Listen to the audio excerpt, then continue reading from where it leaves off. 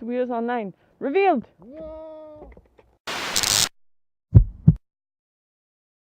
Hey guys, Miss Two Wheels Online here.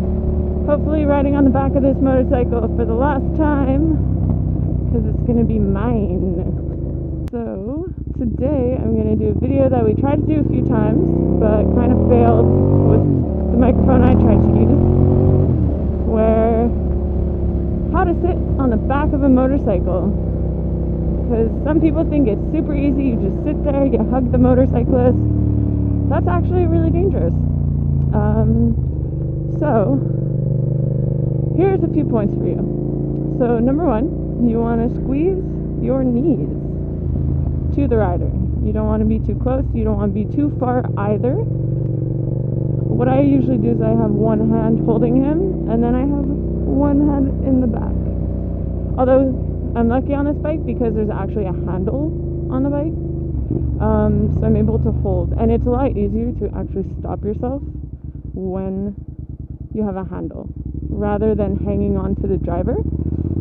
I know when we first started riding with me on the back, I used to actually hug him and use my hands to push on the front so they would go around him. That is actually really tough on the arms.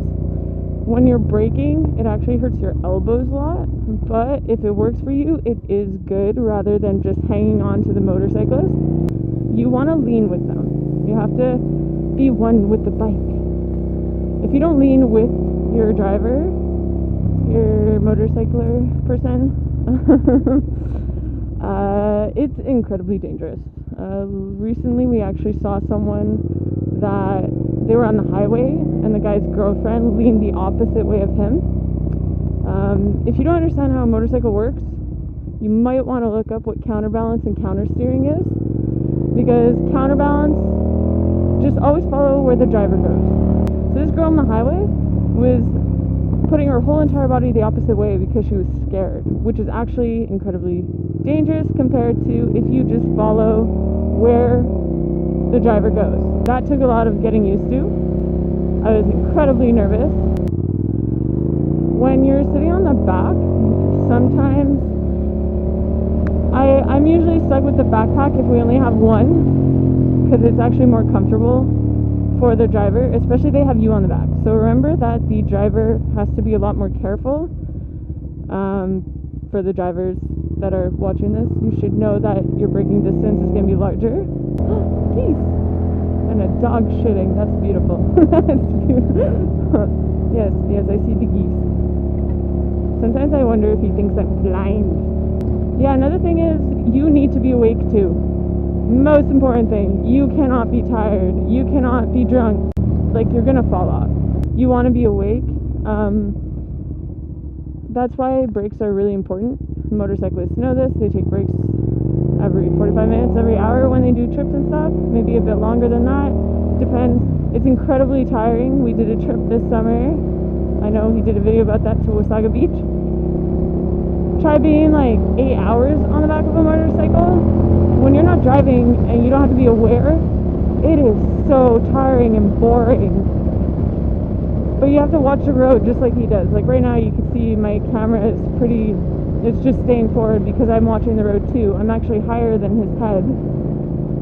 So you can actually see that I see further ahead than he does. Which sometimes is why I hit him and I'm like, start braking, because I'll see that people on the highway are braking really fast far ahead. And then I just get nervous and he's like, I saw it. And I'm like, ah. The most important part is your legs squeezing his body, because his butt is staying at the end of his seat right there, and my legs squeezing him actually keeps like my butt from moving anywhere on my seat. When you become a pro at sitting in the back, you could start playing hand games on his back and be like, now he thinks I'm trying to get his attention. I'm good. They'll understand later. What we actually did, a cool thing to do is, especially if you're going on a road trip on the back of a motorcycle, so it's incredibly important before you go on a trip to designate hand signals, because you do not want to have the wrong hand signals. You don't want to just start hitting them when you're not feeling comfortable. So I think we had decided something like, if I tap on the left side, I want to stop right away. If I tap on the right side, next exit. I remember we had some weird code for having to go pee, but I forget what it was. And then there were moments where we just opened our visors and tried yelling on the highway, and it was really stupid. It's kind of fun though. Also on this side, don't put your foot on the muffler. Be safe, be smart, don't burn your shoes or yourself. Thanks guys, thanks for watching. Don't forget to like my Instagram, the video, like, comment. Yeah. He's a fun guy. Why wouldn't you want to follow him?